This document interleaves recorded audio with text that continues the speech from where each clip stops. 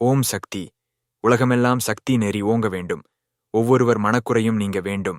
பஞ்சபூதங்களாலான இந்த சரீரம் ஸ்தூல சரீரம் எனப்படும். மனம், புத்தி, சித்தம், அகங்காரம் இவைகளாலான சரீரம் சூஷ்ம சரீரம் எனப்படும்.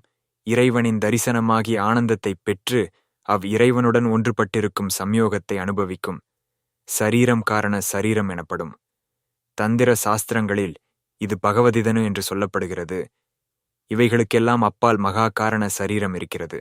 வெளியுலக அறிவோடு மனம் சம்பந்தப்பட்டிருக்கும்போது அது ஸ்தூலப் பொருள்களையே காண்பதுடன் அன்னமய கோஷத்திலேயே அழுந்திக் கிடக்கின்றது. மனம் உள்முகமாகத் திரும்புமானால் அது வாசற்கதவைச் சாத்திக் கொண்டு உள் அறையை நோக்கி போவதை காணலாம். அதாவது ஸ்தூலத்திலிருந்து சுஷ்மத்துக்கும், சூஷ்மத்திலிருந்து காரணத்துக்கும், அதிலிருந்து மகா காரணத்துக்கும் போவதாகவும், அந்நிலைமையில் மனமானது பரம்பொருள் இல்லையமாய் விடும். அப்போது அதை பற்றி பிரத்யேகமாக ஒன்றும் சொல்வதற்கில்லை.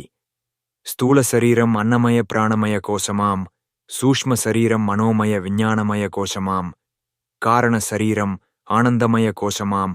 மகா காரணம் இந்த கோஷங்களுக்கெல்லாம் அப்பாற்பட்டதாம். இந்த மூல காரணத்தில் மனம் இரண்டர கலக்கும்போது ஒருவருக்குச் சமாதி நிலை சம்பவிக்கும். இதைத்தான் நிர்விகல்ப சமாதி அல்லது ஜட சமாதி என்கின்றனர்.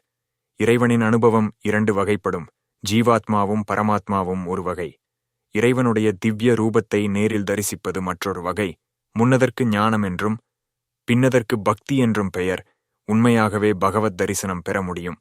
நாம் எப்படி உட்கார்ந்து பேசிக் கொண்டிருக்கிறோமோ அதுபோலவே கடவுளைக் கண்டு அவரோடு பேச முடியும். நான் இப்படிச் சொல்வது வெறும் வார்த்தையல்ல, சத்தியமான வார்த்தைகளே ஆகும். ஓம் சக்தி.